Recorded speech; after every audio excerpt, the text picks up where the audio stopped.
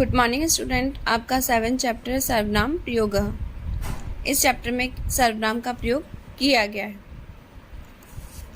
विपदी मित्र परीक्षा कि विपत्ति के समय मित्र की परीक्षा।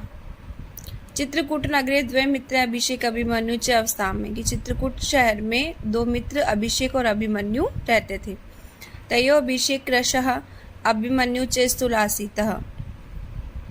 उन दोनों में अभिषेक पतला था और अभिमन्यु मोटा था। तयो मैत्री प्रगाढ़ा आसीत है, उन दोनों की मित्रता बहुत गहरी थी।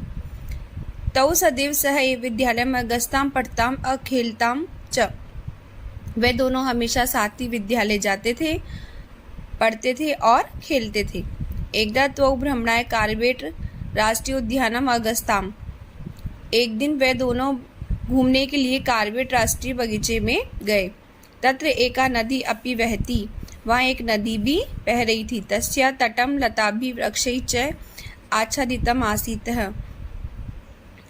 और उसके किनारे बेल और पेड़ भी थे, बेल और पेड़ों के गुच्छे भी थे। तौ तत्वृक्षस्य अधः छायां विश्रामाय अतिष्ठाम, वे दोनों वहाँ पेड़ के नीचे छाया में विश्राम के लिए बैठ गए। सहसा ताभ्याम एक भल्लू का दृष्टः, अचानक उन दोनों ने एक भालू को देखा।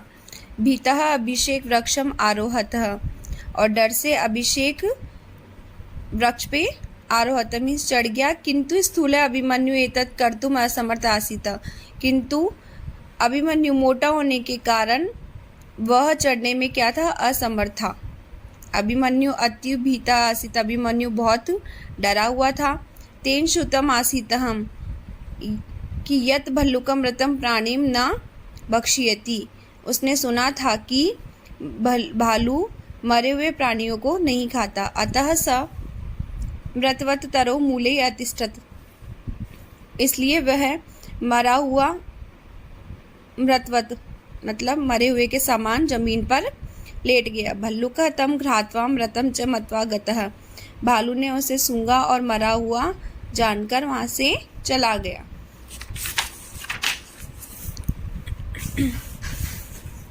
अभिषेके वृक्षात् अवतर्य तस्य समीपम आगतः, अभिषेक पेड़ पर उतरकर, अभिमन्यु पेड़ से उतरकर तस्य समीप आगत, और उसके पास में आया। स अभिमन्यु अपृच्छत्, अभिमन्यु ने वह अभिमन्यु से पूछा कि मित्र भल्लुका तव कर्णेन किम कथयति, कि भालू ने तुम्हारे कान में क्या कहा था। अभिमन्यु अवदत्, अभिमन्यु बोला। तेन कथितम यत यह विपदि सायं न भवति तस्मिन् तु विश्वासम नैव कार्यः, अभिमन्यु बोला कि उसने कहा कि जो विपत्ति में सहायता नहीं करता उस पे कभी भी विश्वास नहीं करना चाहिए।